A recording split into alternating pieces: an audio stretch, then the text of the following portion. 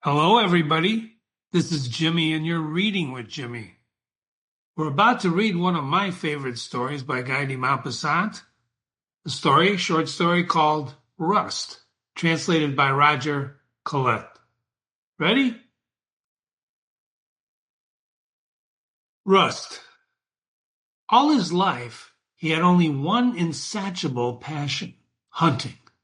He hunted every day, from morning till night, with incredible fervor.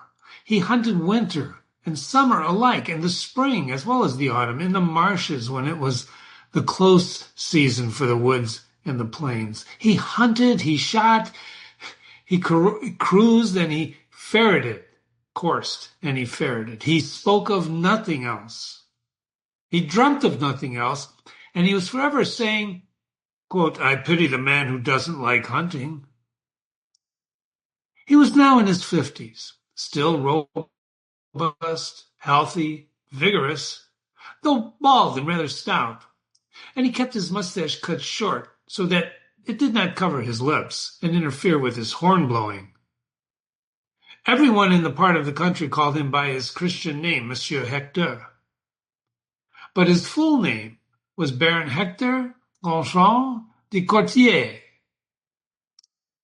He lived deep in the woods in a small manor house which he had inherited, and although he knew all the local nobility, and he met all of its male representatives when hunting or shooting, he visited only one family regularly, the Corvilles, who were pleasant neighbors and had been related to his family for centuries.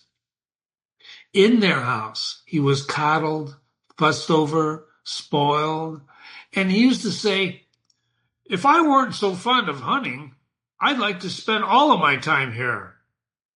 Monsieur de Corville had been his friend and companion since childhood, and he was a gentleman farmer who lived quietly with his wife, his daughter, and his son-in-law, Monsieur de Darnette, who did nothing under the pretext of carrying out historical research.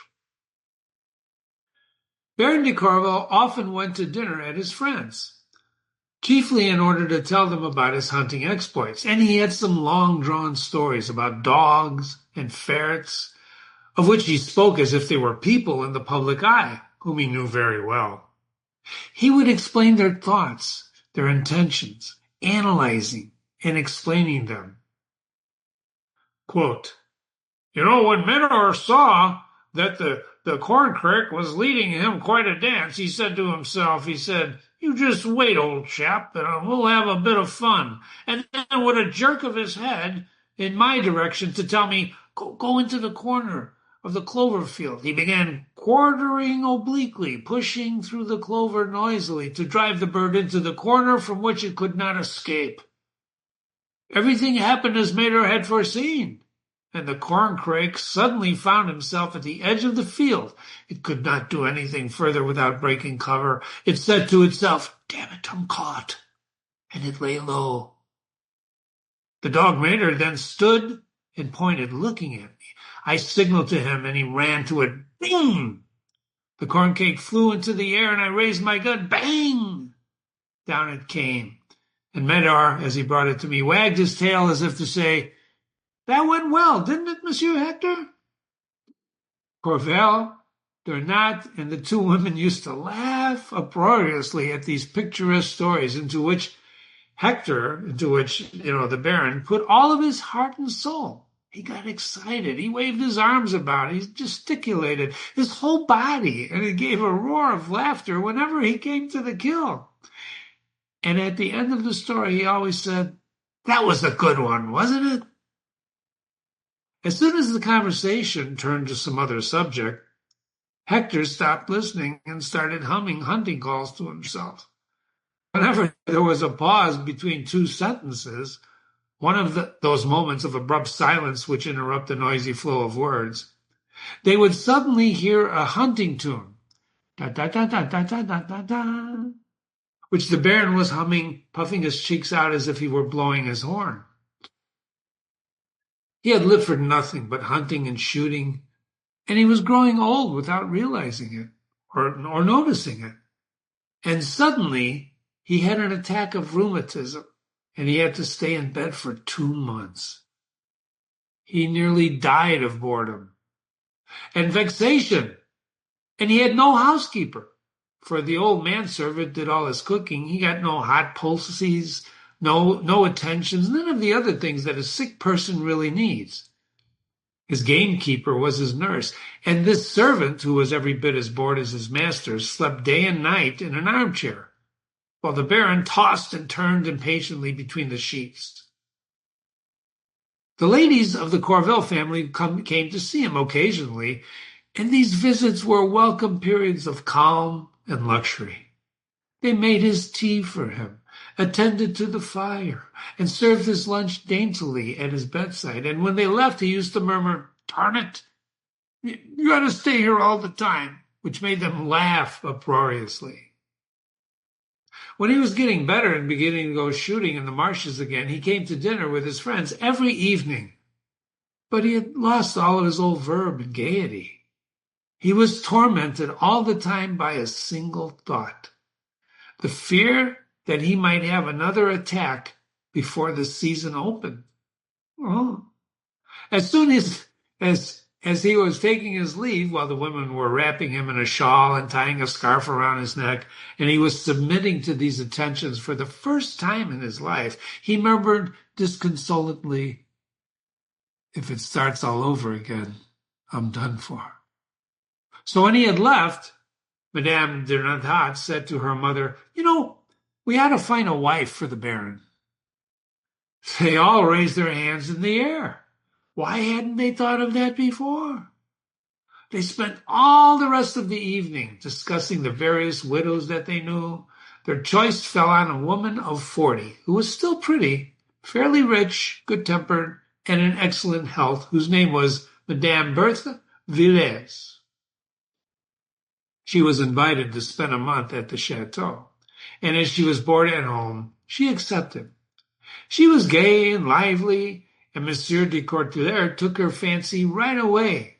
She amused herself with him as if he had been a living toy, and spent hours on end slyly questioning him about rabbits' feelings and foxes' machinations, while he solemnly drew distinctions between the various points of view of different animals, attributing subtle schemes and ideas to them as if they were, as he did to men of his acquaintance.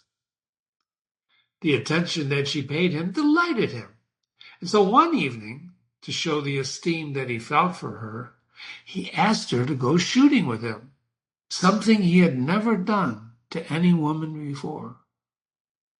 The invitation struck her as amusing, so she accepted, and fitting her out was tremendous fun. Everybody joined in, offering her something, and eventually she appeared dressed as a sort of Amazon, wearing boots, a pair of men's breeches, a short skirt, a velvet jacket, which was rather tight across the chest, and a huntsman's cap. The Baron seemed as excited as if he were going to fire his first shot. He explained to her in detail the direction of the wind, the different positions that the dogs adopted, and the way the flush came. And then he took her into the field, following her step by step, as anxiously as a nursemaid watching her charge walk for the first time. Metter, the dog, found some game, crawled towards it, stopped, and raised one paw. The Baron, standing behind his pupil, was shaking like a leaf. He stammered, "Careful, careful! It's some partridges." But before he had finished, there was a loud noise, and a covey of large birds rose into the air, beating their wings. Startled out of her wits, Madame Villers shut her eyes and fired off both barrels. She staggered backwards under the recoil of the gun, and then when she recovered her composure, she saw that the Baron was dancing around like a madman, and the dog made her, bringing back 2 partridges in his mouth.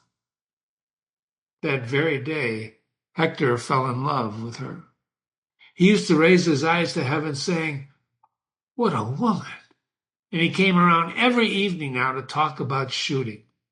So one day, Monsieur de Corville, who was walking him part of the way home and listening to him singing the praises of his new friend, suddenly asked him, well, Hector, why don't you marry her?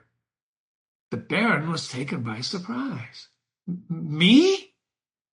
Me marry her? Why, well, and he fell silent. And then abruptly shaking hands with his companion, he murmured, good night, old chap, and he strode away into the darkness. He didn't show up again for 3 days. And when he reappeared, he was pale from the effect of solitary reflection and more serious than usual. Taking Monsieur de Corrode aside, he said, that was a splendid idea of yours. Try to get her ready to accept me. Damn it, a woman like that might have been made for me. We'll go hunting together all year round. Monsieur de Corrode, convinced that the Baron would not meet with a refusal, said, propose to her right away, old chap. Would you like me to do it for you? But then the Baron suddenly hesitated and stammered, No. I have to go to Paris first for a short trip. As soon as I get back, I'll give you a definite answer. It proved impossible to get any further explanation from him, and he left the next day. The short trip lasted a long time. 1 week, 2 weeks, 3 weeks went by. Monsieur de Corrode did not reappear. Surprised and uneasy, the Correvels did not know what to say to their friend, whom they had informed of the Baron's intentions. Every other day they sent to his house for news of him, but none of his servants had heard from him. And then one evening, while Madame Villers was singing for her friends and accompanying herself at a piano, a maidservant came in looking very mysterious and whispered to Monsieur Corrode, that gentleman there's a gentleman asking to see you. It was Hector, the Baron. It was the Baron, dressed in his traveling clothes and looking older and greatly altered. As soon as he saw his friend, he seized both of his hands and said in a rather tired voice, I've only just got back, old chap, and I hurried over to see you at once. I'm all in. Then he hesitated in visible embarrassment before going on. I wanted to tell you straight away that affair, you know what I mean. It's all over. Monsieur Corrode looked at him in astonishment. What do you mean all over? Why? Oh, please don't ask any questions. It would be too painful to explain. But you may rest assured I'm acting honorably. I have no right, you understand? I have no right to marry the lady in question. I'll wait until she has left before I come back. It would be too painful for me to see her again. Goodbye. And he ran away. He fled. The whole family deliberated and discussed the matter, imagining countless hypotheses. They finally decided that the Baron's life concealed a great mystery, and that perhaps he had some natural children, or a long-standing liaison. At any rate, there appeared to be a serious obstacle in the way of his marriage, and to avoid any difficult complications, they tactfully explained the situation to Madame Villers, who returned home just as much of a widow as she had come. Another 3 months went by, and then one evening, when he had dined a little too well, a little unsteady on his legs, Hector, smoking his pipe with Monsieur de Corrode, said to him, you'd really feel sorry for me if you knew how often I keep thinking about your friend. The other, who had been rather vexed by the Baron's behavior in this affair, retorted sharply, Damn it, old chap, when a fellow has some secret in his life, he doesn't make advances to a woman like you did. Because after all, you must have foreseen the reason why you'd have to pull back. The Baron looked embarrassed, and he stopped smoking. Yes and no. In any case, I couldn't have imagined what happened. Monsieur de Corrode replied impatiently, a fellow should have foreseen everything. But Hector, peering into the darkness to make sure that nobody was listening to them, answered in a low voice, I can see that I've hurt your feelings, and I'm going to tell you everything in the hope that you'll forgive me. You know, for 20 years, old chap, I've lived only for hunting and shooting. And as you know, that's really all I care about. That's all I think about. So consequently, when I was on the point of entering into certain obligations toward the lady in question, I felt a conscientious scruple since I got out of the habit of of love. Well, you know, I didn't know whether I'd still be capable. You know what I mean. Well, just think about this. It's exactly 16 years since since the last time. You understand? In this part of the world, it isn't easy to, you know. Besides, I had other things to do. I'd rather have a good day shooting anytime. To cut a long story short, just as I was getting ready to promise in front of the mayor and the priest to, well, you know, I felt scared. I said to myself, damn it, what if I misfired? Sorry. A decent fellow never breaks a promise. And there I was, about to make a solemn promise to the lady. So to make absolutely sure, I decided to go and spend a week in Paris. And by the end of the week, nothing happened. Nothing, absolutely nothing. And it wasn't for want of trying. I picked the best there was of every variety. They did everything they could. Yes. They did their best. No mistake about that. But whatever they did had nothing to show for it. Nothing. So then I waited for 2 weeks, 3 weeks, hoping against hope. In every restaurant I went to, I ate lots of spicy dishes, which ruined my stomach, but still there was nothing, absolutely nothing. And you'll understand that in those circumstances, faced with that state of affairs, that the only decent thing I could was withdraw. And that's what I did. Monsieur Corrode had to make a tremendous effort to keep a straight face. He solemnly shook hands with the Baron, saying, I'm very sorry for you. And then he walked halfway home with him.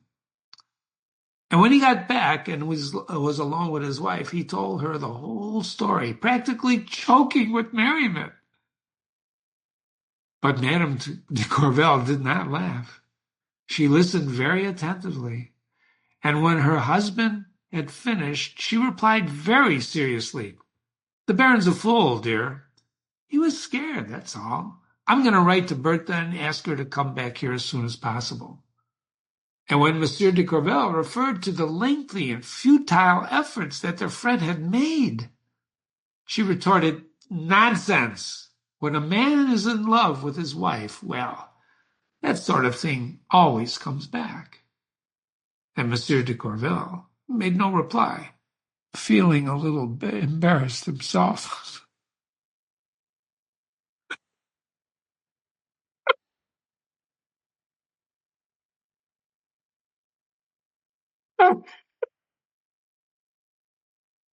Think of the title now. Oh, sorry. You've been reading with Jimmy. Compose yourself, Jimmy. This is Guy de Maupassant's Rust, read by yours truly, Jimmy.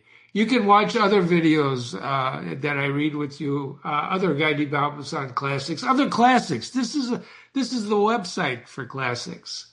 And be sure to visit and read them all. Your choice, Hamlet, other short stories by Maupassant. And remember, if you have questions or you want to comment, Jimmy at readingwithjimmy.com. Jimmy at readingwithjimmy.com. That's my email. Send me some emails and watch for the analysis of this beautifully written story.